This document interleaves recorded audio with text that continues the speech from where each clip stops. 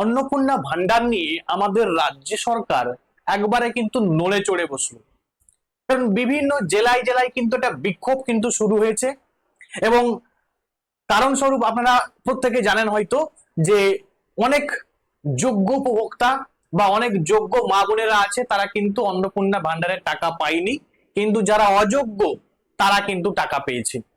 অনেকের payment failure দেখাচ্ছে, অনেকের আবার রিজেক্ট দেখাচ্ছে, কিন্তু কোনো এক্সপ্লানেশন নেই, বা যেগুলো পেমেন্ট ফেলিওর, কেন পেমেন্ট ফেলিওর সেগুলোর কোনো এক্সপ্লানেশন নেই। এবং সেই সঙ্গে সঙ্গে অনেকে ফর্ম পূরণ করেছে, এখনো পর্যন্ত তার ফর্মে শুধু সাবমিটেড দেখাচ্ছে, মানে তার ফর্মটা অ্যাপ্রুভ হয়েছে বা অ্যাপ্রুভ হয়নি সে কিন্তু জানতে পারছে না।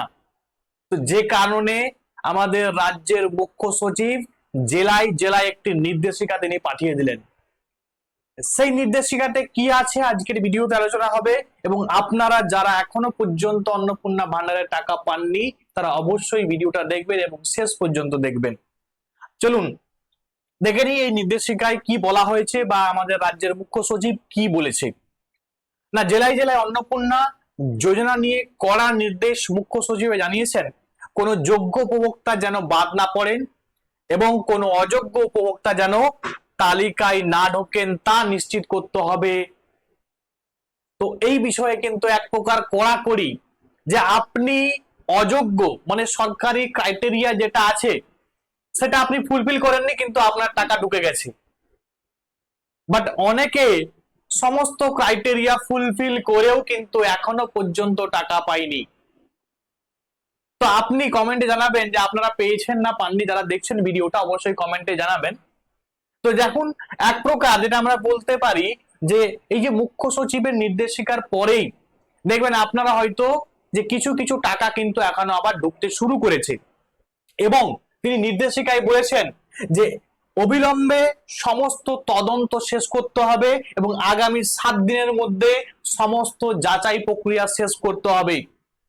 অনলাইন অফলাইনে যারা আবেদন করেছিলেন তাদের এখনো পর্যন্ত কিন্তু অনেকের ডিজিটাইজ করা হয়নি। সে ডিজিটাইজ করার জন্য 10 তারিখ পর্যন্ত, 10ই জুলাই পর্যন্ত হলে অনুমোদন করতে হবে, না হলে বাতিল করতে হবে। তার কিন্তু আপলোড করতে হবে যে অনুমোদন বা বাতিল। কেন বাতিল, তো সেই বিষয় নিয়ে কিন্তু এখনো পর্যন্ত কোনো নির্দেশিকা দেওয়া হয়নি যে কেন বাতিল করা হলো, বা যেগুলো বাতিল করা হয়েছে সেগুলো কি সবাই পাবে না টাকা, সেই বিষয়েও কিন্তু প্রশ্ন উঠছে। তখন কিন্তু এটা বলা হয়েছে যে রিজেক্ট স্ট্যাটাস দেখালেই কি টাকা পাবে না, না এমনটা নিশ্চিতভাবে বলা যাচ্ছে না। নতুন নির্দেশ অনুযায়ী যোগ্য আবেদনকারীরা যাতে কোনো ভুল বা প্রযুক্তিগত সমস্যার কারণে বঞ্চিত না হন তা নিশ্চিত করতে জেলা প্রশাসনকে বিশেষভাবে নজর দিতে বলা হয়েছে। তাই অনেক ক্ষেত্রেই পুনরায় যাচাইয়ের পর সিদ্ধান্ত পরিবর্তনের সুযোগ থাকতে পারে। মানে আপনার যদি রিজেক্ট হয়ে যায় তবুও কিন্তু আপনি টাকা পেতে পারেন যদি আপনি যোগ্য প্রার্থী হন। হতে পারে কোনো টেকনিক্যাল গোলযোগের জন্য বা কোনো প্রযুক্তিগত সমস্যার জন্য আপনার টাকা ঢোকেনি, কিন্তু আপনাকে রিজেক্ট দেখাচ্ছে, এটা কিন্তু এক প্রকার বহু উপভোক্তা মানতেই পারছে না। তো সে কারণে কিন্তু মুখ্য সচিব বলেছেন এই কথা। এবং পেমেন্ট ফেলিয়ার বা স্ট্যাটাস দেখালে দেখাচ্ছে তাদের জন্য কিন্তু কিছুটা স্বস্তির খবর। যাদের অন্নপূর্ণা যোজনায় স্ট্যাটাসে পেমেন্ট ফেলিয়ার দেখাচ্ছে, অর্থাৎ ব্যাংক বা আধার সংক্রান্ত সমস্যার কারণে টাকা অ্যাকাউন্টে জমা হয়নি, তাদের জন্যও আশার ইঙ্গিত পাওয়া গেল মুখ্য সচিবের নির্দেশে। মুখ্য সচিব জানিয়েছেন আধার বা ব্যাংক সংক্রান্ত সমস্যার কারণে কোনো যোগ্য উপভোক্তা যেন বঞ্চিত না হন সেই বিষয়ে জেলা প্রশাসনকে দ্রুত ব্যবস্থা নেওয়ার নির্দেশ দেওয়া হয়েছে। এই মর্মে জেলা শাসকদের স্পষ্ট নির্দেশ দিয়েছেন মুখ্য সচিব।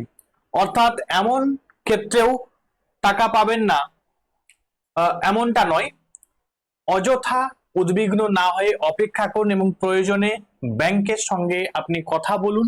বিশেষ করে অনেকের যেটা আমি দেখেছি বা সমস্যা হয়েছে যে ডিপিটি লিঙ্কটা কিন্তু সঠিক বা ঠিকঠাক কিন্তু নেই, এনাবেল নেই। তো আপনি চাইলে ডিপিটি লিঙ্কটা একবার চেক করতে পারেন। তো এখন সবচেয়ে বড় প্রশ্ন বা সবচেয়ে বড় কথা যে এখন আপনাদের কি করা উচিত। তো অযথা আতঙ্কিত হবেন না, নিয়মিত আপনার আবেদন স্ট্যাটাস আপনি পরীক্ষা করুন বা চেক করুন। ব্যাংক অ্যাকাউন্ট ও আধারের তথ্য সঠিক আছে কিনা যাচাই করুন। প্রয়োজন হলে ব্যাংকের সঙ্গে যোগাযোগ করুন। প্রশাসনের পরবর্তী যে মানে আপডেট, সেই আপডেটের দিকে আপনারা নজর রাখুন। আশা করব আপনাদের যে টাকা 3,000 টাকা সেটা কিন্তু আপনি অবশ্যই পাবেন, এবং এখনো পর্যন্ত যারা পাননি অবশ্যই কিন্তু আপনি কমেন্টে জানাবেন, এবং আপনি কবে আবেদন করেছিলেন সেটাও কিন্তু কমেন্টে জানাবেন। আজকের ভিডিও এখান পর্যন্ত। Thanks for watching.